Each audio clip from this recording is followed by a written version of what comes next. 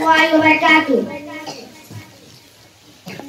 I would like to say good morning to our respected principals and teachers, my seniors and my friends.